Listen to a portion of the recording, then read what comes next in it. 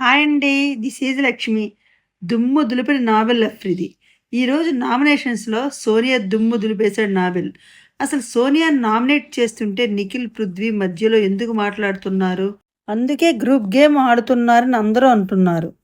Novel ఏమైతే సోనియా గురించి అన్నాడో అవన్నీ 100% కరెక్టే.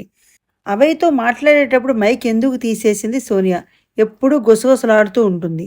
పక్కనే బాడీగార్డ్స్. పృథ్వీ అయితే ఓకే. మరి నిఖిల్‌కేమైంది?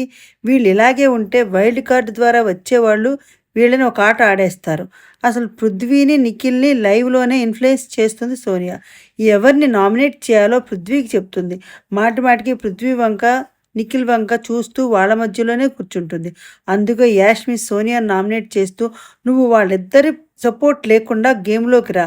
అసలు నువ్వు గేమ్ ఆడడానికి ముందుకు రావు. నీ గురించి హౌస్‌లో అందరికీ తెలుసు. నువ్వు ఆడాలంటే నిఖిల్‌ని ముందుకు తోస్తావు తప్ప నువ్వు రావు అని యాష్మి సోనియా మీద ఫైర్ అయింది. నామినేట్ చేసింది. అసలు సోనియా ఆదిత్య ఓమని నామినేట్ చేసేటప్పుడు మీకు మాట్లాడడానికి పాయింట్స్ లేవు. మీ పెర్ఫార్మెన్స్ అసలు హౌస్‌లో లేదు అని నామినేట్ చేసింది. మీరు ఈ హౌస్‌లో అవసరం లేదు. వెళ్ళవచ్చు అని ఆదిత్య ఓమన్ అన్నది. అసలు ఆమెకు అలా మాట్లాడవలసిన అవసరం ఏముంది? హౌస్‌లో నుండి వెళ్ళమనే అవసరం ఆవిడకి లేదు.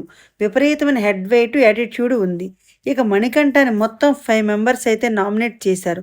అందరూ అతన్ని మెంటల్లీ, ఫిజికల్లీ వీక్ అని అతన్ని చాలా ట్రిగ్గర్ చేశారు. చివరికి యాష్మి నిన్ను హౌస్‌లో నుండి పంపే వరకు ఊరుకోనంటే నేను వెళ్ళను నువ్వు పో అని అన్నాడు మణికంఠ. ఇక పృథ్వీని అందరూ ఎఫ్ వర్డ్స్ వాడతావు, రూడ్ వర్డ్స్‌తో మాట్లాడతావు, అగ్రెసివ్‌గా ఉంటున్నావు అని నామినేట్ చేశారు. ఇవే నామినేషన్‌లో ఇంపార్టెంట్ పాయింట్స్. ఇక మిగతావన్నీ సిల్లీ నామినేషన్స్.